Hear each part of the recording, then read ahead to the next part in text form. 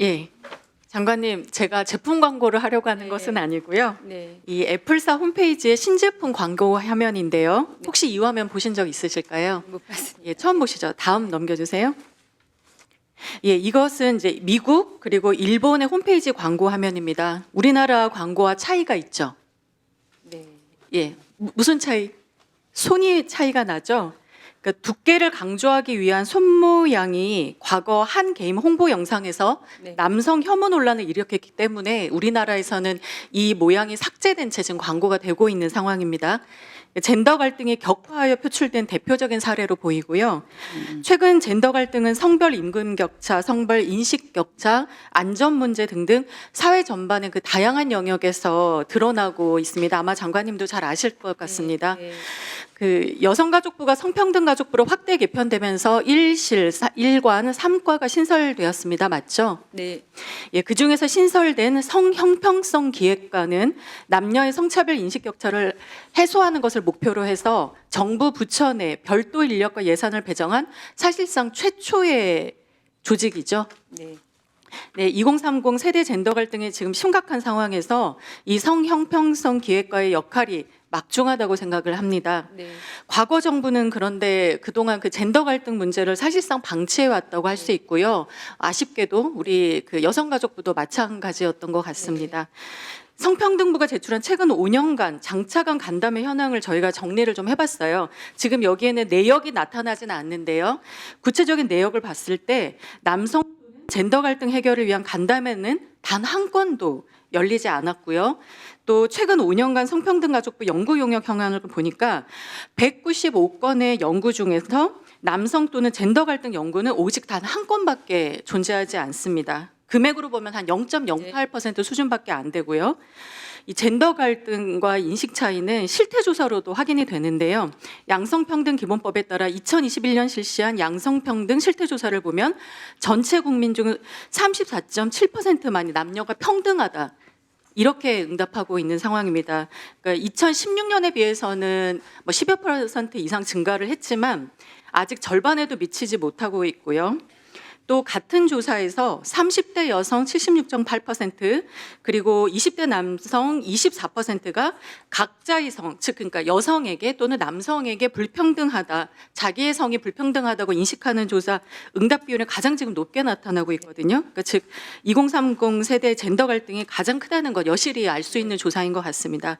아마도 뭐 20대 남성의 경우에는 군 문제가 영향을 미쳤을 것 같고 30대 여성은 출산과 그 경력 단절의 문제가 영향을 미친 것이 아닌가 싶습니다.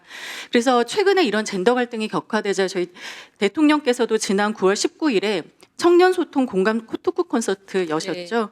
예, 거기서 남성 청년 차별 실태 조사하고 시정하라 이렇게 공고를 하셨고 그래서 아마도 장관님께서 지난 9월 달에 청년들과 함께 성별 인식 격차 해소 방안을 모색하고 청년 체감할 수 있는 성평등 정책 추진하겠다. 네. 이런 그 토크 콘서트 소다팝에서 네. 말씀도 하신 것으로 예, 네. 제가 확인을 했습니다. 저는 이런 그 간담회 성격의 만남, 현장성 만남이 네. 더 자주 더 빈번하게 네. 열려야 된다고 보고요. 그리고 아까도 보셨지만 젠더 갈등 관련한 연구도 훨씬 더 확대해야 될 것 같습니다. 그래서 이런 인식의 차이를 좁힐 수 있는 구체적인 사업 계획을 좀 마련하셔서 네. 저희 의원실에 조만간 좀 보고해 주시기 네. 바라겠습니다. 알겠습니다. 예, 다음 질문 하나 할게요. 장관님 그 2023년 세계 잼버리 기억하시죠? 네. 예, PPT 준비됐을까요? 예, 여가부가 그 당시에 잼버리 준비 업무 전반을 지도 감독하는 역할 한 거 맞죠? 네. 장관님 계셨을 때는 아니지만 네. 우리 많은 국민들께서도 네. 그 당시 세계 잼버리 정말 전 세계적인 망신으로 기억할 정도로 엉망이었던 행사였습니다. 그런데 이렇게 모든 국민이 이렇게 평가하고 있는 이 사업에 대해서 잼버리 조직위는 생각이 다른 것 같아요. 이 잼버리 조직위가 작성한 2023년 세계 잼버리 지원 사업 최종 실적 보고서 앞으로 이제 실적 보고서를 제가 지칭하겠습니다. 네. 이 보고서를 보면 정말 놀랍게도 폭염에 신속하게 대응했다며 성과라고 지적하고 있고요. 그리고 문제점이 없다라고 기재되어 있어요. 굉장히 놀랍습니다. 그 잼버리 문제 당시 언론 보도만 봐도 정말 다 알 수 있습니다. 폭염 대책 없었고 폭염 해충 분뇨 문제 이전부터 경고됐으나 제대로 대책 수립하지 않았고 의료 인력도 부족했고 조기 퇴소 문제도 있었고 부실한 사업 계약 문제 등등 수많은 문제가 있어요. 그래서 2023년에 감사원에서 감사 시작했고요. 겨우 이제 올해 4월 달에 그 결과가 나왔는데요. 네. 서두에 세계 잼버리가 정상적으로 운영되지 못한 원인을 분석하고 기관별 책임 소재를 규명하기 위함이라고 명확하게 감사 네. 목적을 적시하고 있습니다. 이 감사 보고서에서도 역시 많은 문제점을 지적하고 있어요. 제가 일일이 나열하지는 않겠습니다. 무려 500쪽에 달하는 꼼꼼한 조사 결과를 지금 발표를 했거든요. 이렇게 여론도 언론도 심지어는 감사원까지도 지적하는 이 잼버리 문제에 대해서 어떻게 조직위의 이 실적 보고서에서는 그렇게 평가를 할 수 있을까요? 사실상 허위 문서 아닌가요? 장관님 어떻게 생각하십니까?